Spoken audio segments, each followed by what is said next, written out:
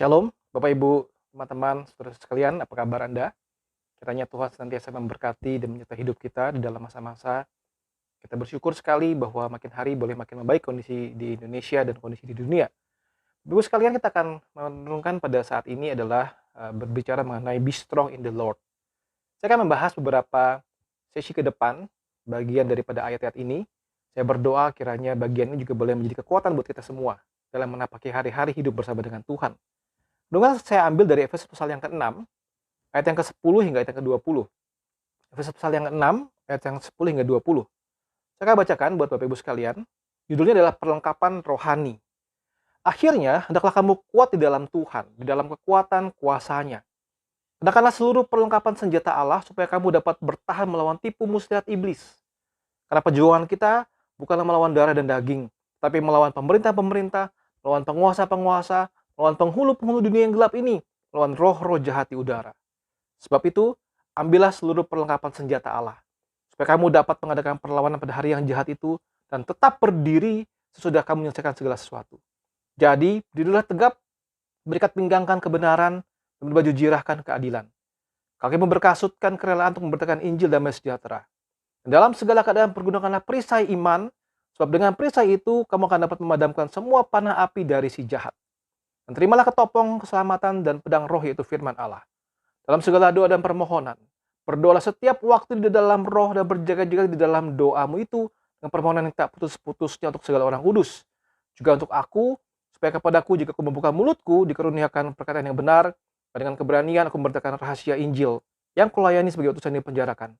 Berdoalah supaya dengan keberanian aku menyatakannya sebagaimana seharusnya aku berbicara. Nah, Bapak sekalian, saya sudah membahas daripada Efesus 6 tadi adalah lanjutan. Ya, kalau kita merenungkan begini, apakah mudah untuk menjadi hidup seorang Kristen? Ya, apakah mudah kita menjalani iman kita dalam keseharian kita dalam masyarakat yang sangat seperti ini saat ini? Apakah kita masih punya pergumulan dengan dosa? Apakah kita pernah frustasi waktu hidup kita tuh jatuh bangun di dalam dosa? Bertobat lagi, berdosa lagi, bertobat lagi, berdosa, dan terus-menerus seperti itu. Dan sebuah ayat yang baik sekali dari Roma 7, ayat 17 hingga 26, saya tampilkan seluruh konteksnya. Saya bacakan ayat 17 sampai 26, demikian firman Tuhan. Kalau demikian, bukan aku lagi yang memperbuatnya, tetapi dosa yang ada di dalam aku. Sebab aku tahu bahwa di dalam aku sebagai manusia, tidak ada sesuatu yang baik. Sebab kehendak memang ada di dalam aku, tetapi bukan hal berbuat apa yang baik. Sebab bukan apa yang aku kehendaki, yaitu yang baik yang aku perbuat, melainkan apa yang tidak aku kehendaki, yaitu yang jahat yang aku perbuat. Jika aku berbuat apa yang tidak aku kehendaki, maka bukan lagi aku yang berbuat, tapi dosa yang diam di dalam aku.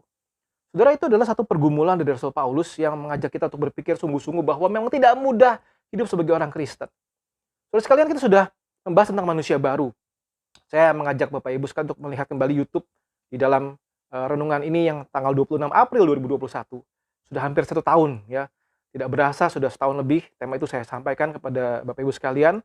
Yang saya dari Efesus pasal yang keempat ayat 17 sampai Efesus yang kelima ayat 21. Saudara, di situ saya ringkaskan saja di sini ya. Saudara bisa lihat lagi di dalam YouTube tadi tanggal 26 April 2021. Kita harus meninggalkan manusia lama dan mengenakan manusia baru. Kita harus membuang apa? Dusta, marah, mencuri, kata-kata kotor, kepahitan, kegeraman, pertikaian, fitnah, percabulan, keserakahan. Intinya apa? Kita sebagai manusia baru harus berubah dan menjaga hati pikiran kita, menjaga perkataan kita, menjaga perbuatan kita untuk menjadi berbeda dengan dunia. Itu firman Tuhan di Efesus pasal keempat sampai pasal kelima ayat 21. Nah, kita juga sudah merenungkan tentang apa aplikasi di dalam hidup orang percaya. Ya, ini dimulai dari YouTube tanggal 28 Juni 2021. Kita melihat bagaimana aplikasinya dalam kehidupan orang Kristen. Efesus pasal yang kelima ayat 22 hingga 6 ayat yang ke-9. Di situ kita membahas tentang good news for families, relasi suami istri, relasi orang tua anak, ya. Kemudian good news for society, relasi atasan bawahan. Saudara, jadi ada satu teologi yang disampaikan oleh Rasul Paulus, kemudian bagaimana aplikasinya dalam hidup orang percaya secara personal, kemudian bagaimana relasinya dengan orang-orang di sekitar, antara keluarga, orang tua anak, sesama suami istri, dan juga dengan masyarakat dalam relasi atasan dan bawahan. Nah, masalahnya begini, apakah itu semua sudah kita lakukan? Ya, itu PR buat kita. Nah, sampai kepada ayat yang kita bahas hari ini, dimulai dengan kalimat akhirnya. Akhirnya apa? Be strong in the Lord. Wah, saya sangat terhibur sekali dengan kekuatan firman Tuhan daripada ayat ini. Akhirnya apa? Be strong in the Lord. Artinya apa? Setelah semua pengajaran-pengajaran yang disampaikan, nasihat yang disampaikan, Rasul Paulus ingin mengatakan kepada kita, memang tidak mudah, tetapi apa? Be strong in the Lord. Saudara lihat ya, awalnya Rasul Paulus menulis dalam pasal yang 1 ayat 15-23 dari Efesus juga. Ya, dia memberikan satu kalimat doa buat jemaat di Efesus. Ada beberapa pengajaran penting di sini, ayat 15-23. Ya, saya bacakan saja ayat yang ke-18. Supaya ia menjadikan mata hatimu terang, kamu mengerti pengharapan apa yang terkandung di dalam panggilannya, betapa kayanya kemuliaan bagian tentukannya bagi orang-orang kudus, betapa hebatnya kuasanya bagi kita yang percaya, sehingga kekuatan kuasanya yang dikerjakannya dalam Kristus, yang membangkitkan dia dari antara orang mati, menundukkan dia di segala sebelah kanannya di surga. Jauh lebih tinggi dari segala pemerintahan, dan penguasa, dan kekuasaan, dan kerajaan, dan tiap-tiap nama yang mana yang dapat disebut, bukannya di dunia ini saja, mereka juga di dunia yang akan datang. Dan segala sesuatu telah diletakkannya di bawah kaki Kristus. Dan dia telah diberikannya kepada jemaat sebagai kepala dari segala yang ada. Saudara, ini adalah satu doa yang Rasul Paulus sampaikan, berbicara mengenai kekuatan, bagaimana Kristus memiliki kuasa yang luar biasa, supaya kita bisa mengenal Tuhan, mengenal Allah yang benar dan sesungguhnya, dan kuasa Tuhan itu sangat besar sekali. Membangkitkan Kristus, menundukkan di sebelah kanan Allah, dan menundukkan dunia dan segala kuasa di bawah kaki Yesus. Itu doa Paulus di dalam awal-awal Efesus pasal yang pertama tadi. Nah, saudara lihat, ya, Efesus pasal yang ke-6 disebutkan apa? Akhirnya, be strong in the Lord. Nah, saudara, menarik sekali ya. Saya pikir ini satu bagian yang memang berkesinambungan luar biasa. Saudara bisa mempelajari lagi kitab Efesus, satu kitab yang sangat luar biasa memberikan kekuatan buat kita di dalam menjalani hidup kita. Akhirnya be strong in the Lord. Mengapa? Poin yang pertama begini. Kita manusia yang sangat lemah, saudara. Ya, kita diciptakan oleh Tuhan, created, kita limited, kita terbatas, dan kita polluted, manusia berdosa. Fisik kita begitu lemah, saudara. Fisik kita begitu lemah. Saudara, saya belakangan ini jalan pagi dengan beberapa teman-teman yang usianya lebih senior daripada saya. Mereka semua mengeluhkan begitu banyak problem dalam tubuh mereka dan berkata, fisik kita tuh lemah sekali. Manusia itu sangat fragile, luar biasa.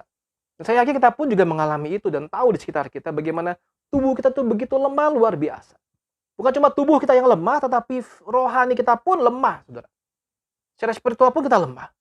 Sebagai manusia baru, kita hidup penuh dengan struggle, bukan? Penuh dengan perjuangan, bukan? Lihat ya, tadi saya sudah bacakan dalam Efesus pasal yang keempat yang di awal tadi. Apa? Problem soal dusta, soal marah, soal mencuri, kata-kata kotor, kepahitan, dan sebagainya, dan sebagainya. Itu problem yang tidak habis-habis kita alami. Tubuh kita sangat lemah, saudara. Kita cenderung jatuh ke dalam dosa. Kita manusia sangat lemah. Makanya Rasul berkata begini, be strong in the Lord. Poin yang kedua, mengapa be strong in the Lord? Yang kedua adalah kenapa? Karena musuh kita itu sangat kuat, saudara. Musuh saudara dan saya itu sangat kuat. Kita lihat 1 Petrus pasal yang ke-5, ayat yang ke-8. Sadarlah dan berjaga-jagalah, lawanmu, si iblis berjalan keliling sama seperti singa yang mengaum-ngaum dan mencari orang yang dapat ditelannya. Saya sudah bahas bagian ini di dalam renungan tentang Getsemani. Lawanmu si iblis berjalan keliling seperti singa yang mengaum-ngaum. Mereka mencari celah, mereka mencari kelemahan kita. Mereka sangat ingin sekali menelan kita. Dan lawan kita itu begitu kuat, luar biasa. Lawan kita bukan soal darah dan daging atau manusia yang bisa kita lihat. Tapi lawan kita adalah apa? Roh-roh jahat di udara. Efesus 6 ayat yang ke-12. Karena perjuangan kita bukanlah melawan darah dan daging, tapi melawan pemerintah-pemerintah, melawan penguasa-penguasa, melawan penghulu-penghulu dunia yang gelap ini, melawan roh-roh jahat di udara. Saudara, Paulus sadar itu, dan dia menasihati kita. Daripada semua pergumulan-pergumulan kita, be strong in the Lord. Mengapa? Karena kita tahu musuh kita sangat kuat. Kita harus be strong in the Lord. Kalau berbicara mengenai tentang lawan kita adalah roh-roh jahat di udara, saudara ya. Jangan terlalu pusing-pusing membayangkan mengenai roh-roh jahat seperti di film-film ya. Film-film Hollywood gitu ya, film-film Korea apapun itu, mereka banyak menggambarkan sosok-sosok roh-roh jahat atau evil spirit dengan begitu mengerikan luar biasa penampakannya. Saudara, mungkin ada dari saudara yang suka nonton film-film horor gitu ya. Saudara bisa lihat bagaimana penampakan seperti itu membuat orang menghindari iblis, bukan?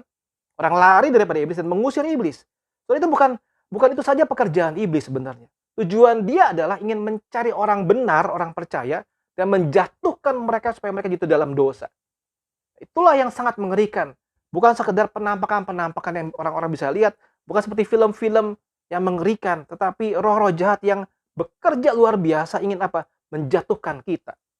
Roh-roh yang jahat apa? Membuat kita ingin memenangkan keinginan daging daripada mendengar firman Tuhan. Soalnya Yesus berkata begini, roh penurut daging lemah. Saudara, roh-roh jahat itulah yang berusaha untuk menjegal kita, membuat kita jatuh ke dalam dosa, membuat kita merasa frustasi, membuat kita merasa tidak berdaya dengan hidup kita, membuat kita merasa lelah. Kenapa? Karena rasanya tuh hidup tuh seperti sulit luar biasa. Makin setia sama Tuhan, makin sulit hidup. Nah, itulah pekerjaan roh-roh jahat di udara. Sehingga sebetulnya, saudara, kalau kita memperenungkan firman Tuhan ini, Paulus berkata, be strong in the Lord. Kenapa? Karena lawan kita begitu besar sekali, begitu berat sekali. Kita harus be strong in the Lord. Terus kalian, minggu depan saya akan kembali mengajak kita merenungkan tema ini. Saudara, kita akan sudahi sampai saat ini. Saya mengajak kita kembali memikirkan lagi. Efesus 1, 2, 3, 4, 5, 6. Ada banyak pengajaran teologi yang penting di situ. Ada banyak nasihat tentang hidup praktek di situ. Bagaimana sebagai pribadi kita bersikap sebagai orang Kristen. Bagaimana kita sebagai pribadi bersikap dengan relasi kita dengan suami atau anak. Bagaimana kita secara pribadi bersikap dengan atasan bawahan kita dan sebagainya. Dan di akhir surat Paulus berkata, pada akhirnya be strong in the Lord. Karena dia tahu tidak mudah hidup menjadi orang Kristen. Terus kalian, apakah hidupmu sedang sulit? Apakah kita sedang bergumul? Apakah kita sedang addicted dengan sesuatu? Addicted dengan sesuatu yang berdosa? Saudara, jangan putus asa. Be strong in the Lord. Roh penurut, tapi daging kita lemah. Kita ingin lakukan yang baik, tetapi selalu yang jahat yang kita lakukan. Sudah berapa sering saudara merasa Minggu bertobat di gereja, Senin jatuh dalam dosa lagi. Terus seperti itu. Saudara mungkin pernah mengalami itu. Paulus berkata di sini, akhirnya be strong in the Lord. Nanti di dalam seri-seri berikutnya kita akan melihat bagaimana kita bisa melengkapi diri kita dengan senjata-senjata yang dari Tuhan sendiri. Saudara, pada akhirnya, saya mengajak kita semua untuk tetap semangat di dalam perjuangan iman kita. Be strong in the Lord. Be strong in the Lord. Be strong in the Lord. Meskipun tubuh kita lemah, keinginan kita lemah, cenderungnya itu dalam dosa, up and down tidak jelas, tidak menentu, tetapi mari ingat satu hal lagi. Be strong in the Lord. Kiranya kekuatan dari firman Tuhan boleh membuat kita tetap bisa kuat, berkuat, tenang, be strong di dalam Tuhan kita. Tuhan memberkati kita sekalian. Amin.